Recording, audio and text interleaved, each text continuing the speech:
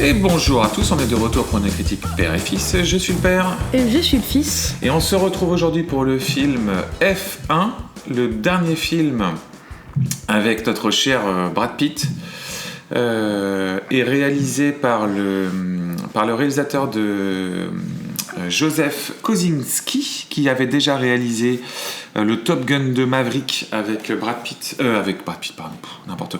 avec Tom Cruise il y a 2 ans ou 3 ans, je ne sais plus. 2 ans. On avait fait Bien sûr. On l'avait fait en podcast. Oui. Top Gun. Oui, on l'avait fait en podcast. J'ai un doute. Je m'en souviens. Et c'était moi le réalisateur c'est un réalisateur que j'ai trouvé plutôt bien, qui avait fait comment il s'appelle ce film, ce petit film de science-fiction que j'avais trouvé très cool, Oblivion. Et il avait été son premier film date de 2010, c'était Tron l'héritage. Donc l'histoire de F1, c'est très simple, c'est un pilote de Formule 1 qui sort de sa retraite, donc Brad Pitt, pour s'occuper d'un pilote plus jeune et travailler avec lui. Est-ce qu'on peut dire que c'est une sorte de... Simple mais efficace. Simple et efficace. Est-ce qu'on peut considérer que c'est un peu Creed, mais c'est un peu l'histoire de Creed adaptée au monde de la F1 ? Ça te va ? Une hybridation entre l'univers de la F1 et l'histoire de Creed qu'on avait vu entre Sylvester Stallone et Michael B. Jordan. Ok. Non, c'est une comparaison qui tient la route, non ? Ok. Mon fils, qu'as-tu pensé du film F1 de Joseph Kosinski ? Et franchement, moi je suis entrée dans la salle avec énormément d'attentes. De 1, parce qu'il y avait Brad Pitt. Et de 2, parce que surtout c'était le réal de Top Gun Maverick, que j'avais beaucoup aimé. Du coup, je m'attendais à beaucoup de plans assez ouf. Et j'ai pas été déçue du tout. J'ai beaucoup aimé le film. J'ai beaucoup aimé le film. C'est ton film de l'été, pour l'instant. C'est mon film de l'été, ouais. Est-ce que ça fait partie de tes films de l'année ? J'ai plus les films de l'année en tête, mais probablement. Ok, très bien. C'est marrant parce qu'avec le temps, parce qu'on a vu le film il y a longtemps, on est en train d'enregistrer avec le temps père et fils. Le temps père et fils fait qu'il s'est passé du temps. On l'a vu il y a 2 semaines déjà, facile ? Ouais. Je pense. Quand Jean... T'es sorti de la salle... Je suis sorti de la salle déçu. T'étais très déçu. Ouais, j'étais très déçu. Et en fait, à froid, je trouve que ça reste un bon film. Voilà, je trouve que c'est un bon divertissement, je trouve que c'est un bon film d'été. C'est largement le meilleur film de cet été qu'on a vu pour l'instant, vu les navets qu'on a vus à côté. Entre Jurassic World et le Superman, le F1 c'est largement meilleur. Après, moi, il y a des choses qui m'ont déçu Je trouve que la relation entre Brad Pitt et Damson Idris, donc le jeune, ne fonctionne pas du tout. J'ai pas du tout accroché à cette partie-là. Peut-être aussi parce que moi, j'ai en tête ce truc de Creed, que pour le coup, je trouve fonctionnait super bien, et que là, je trouve qu'elle marche pas. En fait, je vais préciser mon problème. Il est double. Et après, je trouve que le film a beaucoup de qualité, hein. Mais je trouve qu'il y a vraiment 2 problèmes dans le film. C'est 1, je n'achète pas du tout le personnage de Joshua Pierce, donc le jeune Damson Idris. Je trouve il m'a pas plu. Il m'a irrité, ce personnage. Donc je l'aimais pas. Donc c'est dur quand t'as l'un des 2 personnages principaux que t'es censé apprécier, que t'apprécies pas du tout. Forcément, ça te sort un peu du film. Et le deuxième, c'est que j'ai trouvé que les rebondissements du film, notamment la manière dont ils vont pour gagner les courses, etc., c'était redondant. Voilà. C'est les 2 choses qui m'ont un peu déçu. Après, les 2 choses où je suis pas du tout d'accord. Bon, très bien, on va pouvoir en débattre. Surtout pour la deuxième chose. En revanche, je trouve ça pas du tout redondant. En revanche, j'ai trouvé que le film avait une production design de ouf. Visuellement, c'est génial. Les courses sont hyper bien filmées. Évidemment, on n'en doutait pas trop. Ils ont récupéré déjà, je pense, tout le travail qu'ils avaient fait sur Top Gun Maverick, notamment avec le travail sur les caméras à 360 qui donne beaucoup de mouvements, de vitesse, etc. Donc c'est top. Chaque course a son identité. Enfin, c'est hyper bien fait. Je trouve que, et je le dis d'autant plus parce que on a vu le film avant de voir le Jurassic World et le Superman, mais on enregistre le podcast après avoir fait ces 2-là. Et je trouve qu'il y a mais c'est même pas un monde, c'est une abysse entre l'écriture de ce film, qui n'a rien de révolutionnaire, mais au moins est sérieuse, dans la manière dont on campe les personnages, on les incarne, comment l'histoire se déroule, les rebondissements, etc., le climax, enfin, tout ça se tient. C'est pas révolutionnaire, ça n'invente rien, mais au moins ça se tient. Versus les deux autres trucs là, et c'est vraiment des trucs qu'on a vus qui n'ont ni queue ni tête d'un point de vue de narration. Qui ne sont ni révolutionnaires, ni bien écrits. Mais c'est là... surtout très mal écrit. Surtout très mal écrit. On passe dans le...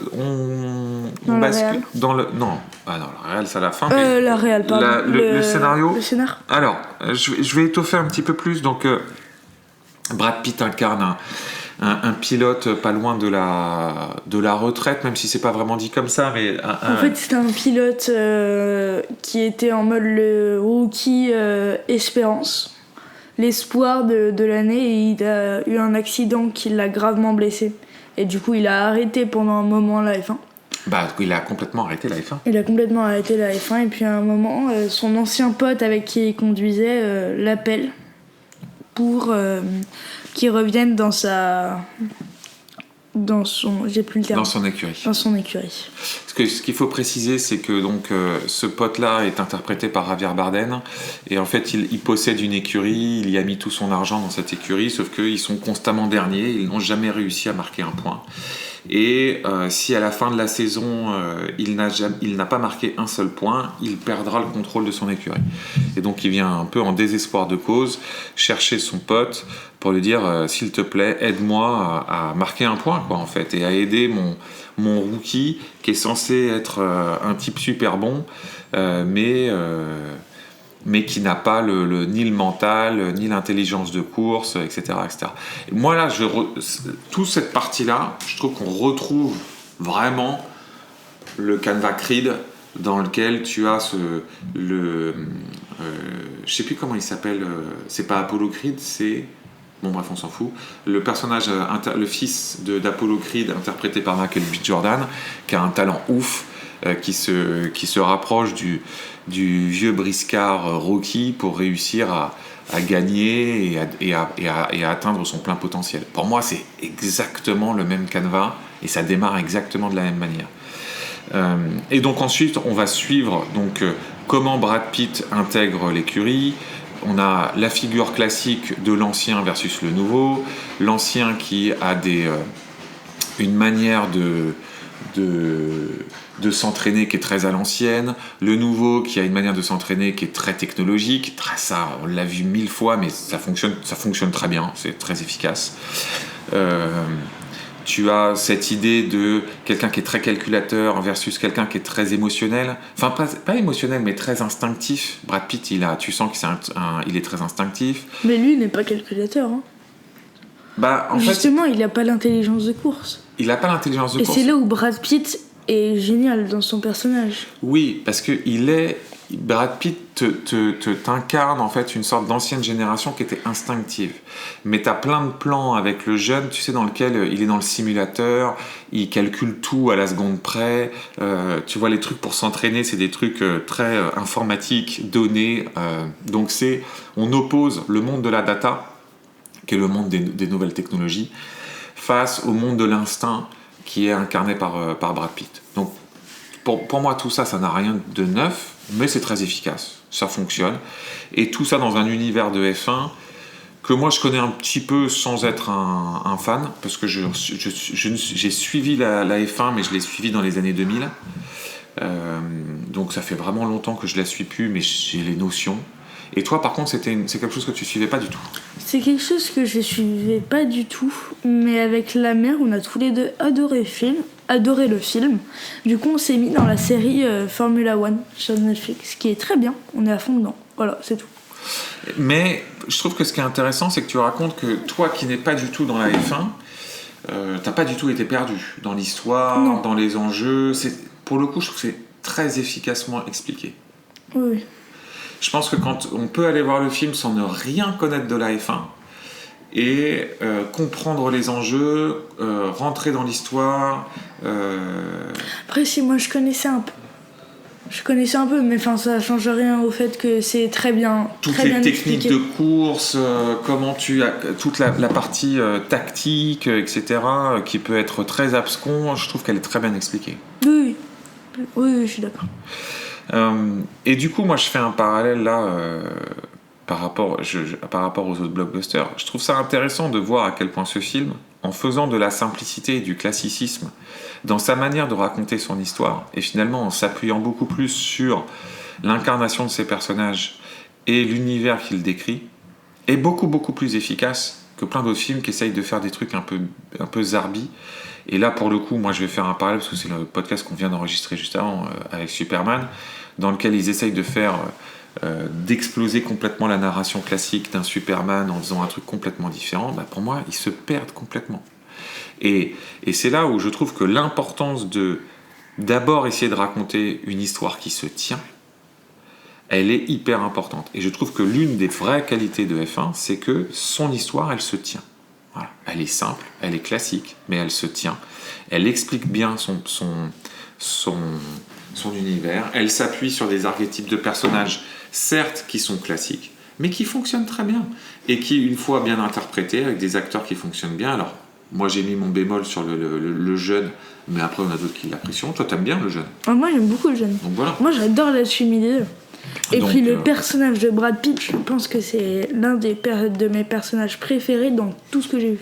Bon bah voilà, donc ça fonctionne super bien. Donc c'est marrant parce que je trouve que je trouve ça intéressant que ces deux films sortent en même temps parce que je trouve que F1 incarne une manière de faire du cinéma qui n'existe plus beaucoup, qui est une ancienne manière de faire du cinéma, dans lequel tu t'appuyais sur trois choses, c'est-à-dire un scénario qui fonctionne, tu vois, qui a une rigueur dans la manière de construire sa narration, sur des personnages très forts et une incarnation très forte par ces acteurs, et trois, par un univers sublimé par sa réalisation. Tu vois, tu peux prendre les grands blockbusters des années 80, 90, même 2000. Ce qui sous-tendait la construction de ces blockbusters, c'était ces trois étapes-là. Ça a été complètement explosé. Donc voilà, c'est ça que je trouve intéressant dans F1. D'un point de vue de l'interprétation, bon bah, tu l'as dit, on a évidemment notre frère Brad Pitt qui joue Sonny Hayes. Ace. Bon, écoute, à 60 ans, j'espère être comme lui. J'ai trouvé ce personnage vraiment ouf. Qui mélange l'humour, mais vraiment l'humour qui est drôle, l'humour noir, et puis en même temps qui peut être très sérieux, excellent dans les courses. Ben, j'ai trouvé ce personnage vraiment génial. Bah, alors tu touches du doigt un truc hyper important, c'est un humour qui ne ridiculise pas son personnage. Non. C'est-à-dire que nous, on commence à... En fait, les Marveleries, maintenant les DC, les trucs DC, tout ça, nous habituent à ce que l'humour passe par, toujours, le fait de ridiculiser son personnage. Là, c'est son personnage. En fait, c'est lui. C'est lui qui est drôle. Et lui est drôle par les pics qu'il envoie, son cynisme, le machin. Et ça, c'est drôle. Ça, c'est du...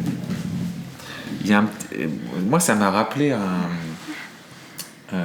ça m'a rappelé Point Break. Je sais pas si tu vois Point Break. Et ça m'a rappelé un peu le personnage un personnage de Bruce Willis. C'est un peu John McClane.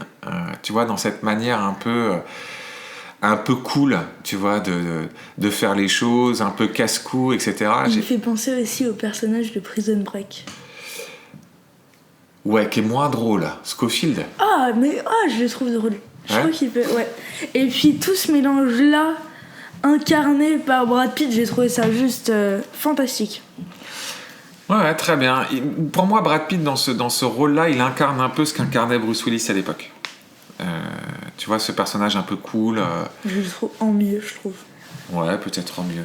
Moi, j'ai une affection particulière pour Bruce Willis, mais bon. Le jeune est interprété par Denson Idris. Joshua Pierce. Ouais, lui, je sais. Alors, je l'avais jamais vu, cet acteur, hein, je ne crois pas. Il avait joué dans Snowfall, Farming, c'est un film que j'ai pas vu. Snowfall, c'est une série télé. Moi, je le connaissais pas, ce mec-là. Qu'est-ce que t'en as pensé, lui, de cet acteur? Moi, je l'ai trouvé bien. Moi, je le trouvais bien. Bien. Ok. Bon, moi, j'ai eu un problème avec ce personnage. J'ai pas aimé ce personnage. Je l'ai pas aimé. J'ai pas aimé son attitude. J'ai pas aimé son attitude et je trouve que moi, j'achète pas le lien entre Brad Pitt et lui. Ah, si. Je trouve que ça passe pas. Ah, moi, j'aime bien. J'ai pas retrouvé ce que j'ai beaucoup aimé dans le premier Creed. De ce qui fonctionnait super bien entre Michael B. Jordan et Stallone. Voilà. Là, j'ai trouvé que ça passait pas. Ensuite, on a Javier Bardem qui joue donc le patron de l'écurie Ruben Cervantes. Comment t'as trouvé Javier Bardem? Je l'ai trouvé bien. J'aurais bien voulu plus de détails sur lui. Plus d'explications sur ce qu'il faisait, comment il était à la course, pourquoi il a créé une écurie et tout. Tu vois, un peu plus d'explications. Mais à part ça, j'ai trouvé bien. Ouais, c'est une bonne remarque, je suis assez d'accord. Bon, super acteur, Javier Bardem. Ouais. Très classe aussi. Ensuite, on a Kerry Condon qui joue Kate McKenna, qui est celle qui dirige la technologie de la voiture, comment on conçoit la voiture. Alors, attends, Oui, pause. je vais éternuer. Ah, donc elle, on l'a vu dans Captain America Civil War, on l'a vu dans Banshee. Oh, on l'avait vu, c'est vrai qu'on l'avait vu dans Night Swim, un film d'horreur tout nul, tu sais, avec une piscine. Ah oui. Moi, je l'avais vu dans Ray Donovan, c'est vrai. Et attends, parce que je crois que je l'avais vu dans autre chose. Elle était dans Avengers, l'ère d'Ultron, c'était la voix de Friday. Je ne sais pas qui est Friday. On s'en fiche. On s'en fiche. Comment tu l'as trouvée? Alors, elle, j'ai trouvé qu'en tant qu'actrice, je l'ai trouvée très bonne, mais son personnage ne sert à rien en ce film. Ah non, je suis pas d'accord. Bah, très bien, on n'est pas d'accord. Ah oui, non, là pour le coup. J'ai bien aimé. Enfin, c'est pas qu'il sert à rien, mais son intention amoureuse pour Brad Pitt, Ah, je trouve c'est pas pareil. Là, je suis d'accord avec toi. Ah. Mais c'est pas pareil. C'est-à-dire, son personnage, il est hyper important. C'est elle qui conçoit la voiture. Ah oui. Alors. Pardon. Oui. Donc, c'est elle qui conçoit la voiture. Oui, c'est elle. Non, mais donc, son personnage, il est hyper important. Son personnage est important. Je trouve que l'actrice est bonne. Mais par contre, le fait que les deux soient amoureux, je trouve ça inutile. Oui, alors, il fallait évidemment qu'il y ait une love interest pour Brad Pitt, hein, c'est clair. Et ils le font passer par elle. Bon, ça fonctionne pas des masses, hein, on est d'accord. En plus, ils ont genre 20 ans d'écart. Donc, ça fait un peu zarbi. Mais bon, écoute. Ça change pas grand chose, c'est peut-être mon seul petit bémol. Mais bon, c'est pas un grand problème. Ensuite, il y a plein d'autres personnages autour, mais pour moi, ce film tourne autour de ces 4 personnages-là. Hein, oui, je suis d'accord. On peut s'arrêter là. Qu'est-ce qu'on peut dire de la réalisation de Joseph Kosinski? J'ai beaucoup aimé. Bon. Voilà. J'ai trouvé que des plans, ça incarnait vraiment la vitesse. Je trouvais qu'il arrivait vraiment à faire sentir qu'il y avait de la vitesse dans les voitures, qu'il y avait vraiment du punch. J'ai trouvé même les plans de... Ouais. Je me suis perdue. Les plans de course? Les plans de course étaient top. J'ai tout aimé. Ouais. Franchement, j'ai tout aimé. Bon, visuellement, c'est un super film. Alors, peut-être pas aussi impressionnant qu'avait pu l'être Top Gun Maverick.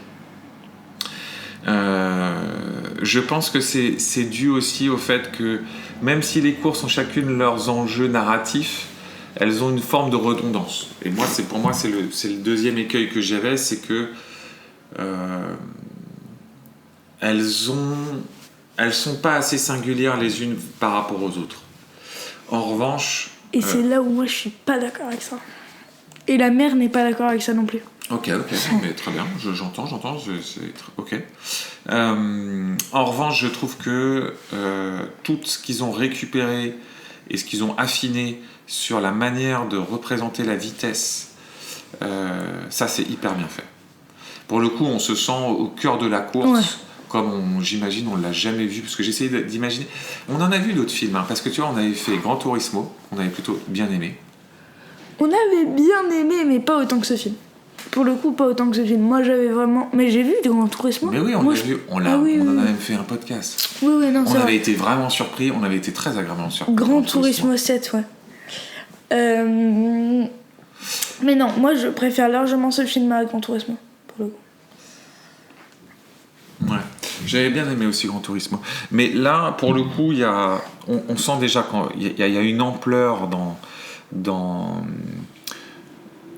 En fait, ce que j'aime, c'est à la fois la manière dont il représente les courses, qui est hyper impressionnante et viscérale. Ça, c'est super chouette. Et de manière globale, toute la production design. Je trouve que c'est un film qui est ambitieux, qui est très ambitieux visuellement. On sent qu'ils ont été tournés sur place, là où il y a les grands prix.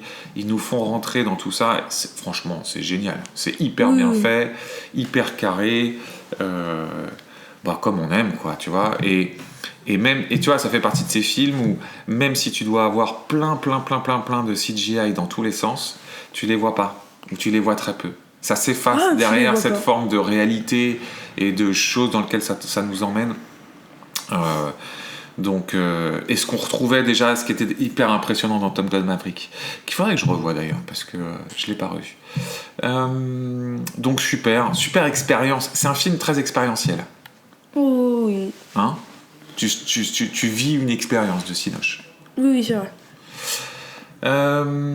Pour quel âge ? Moi, je dirais 10, 11 ans. Pourquoi ? Parce qu'il y a des gens qui vont... Enfin, les plus petits vont pas comprendre les tactiques et tout. Je pense. Ouais, c'est possible. C'est pas faux. En fait, ça va pas les intéresser. C'est ça que je pense. Mais voilà. Ok. Et par contre, revenons sur les trucs de course. Moi, sincèrement, je peux différencier toutes les courses. Je trouve qu'il y a, pour le coup, aucune redondance. Les circuits sont très différents les uns des autres. Et puis, à chaque fois, ça nous explique, en fait, pourquoi on est là. Parce qu'en fait, la voiture est beaucoup moins rapide que les autres sur les tout droits. Et ça, ils peuvent pas le changer.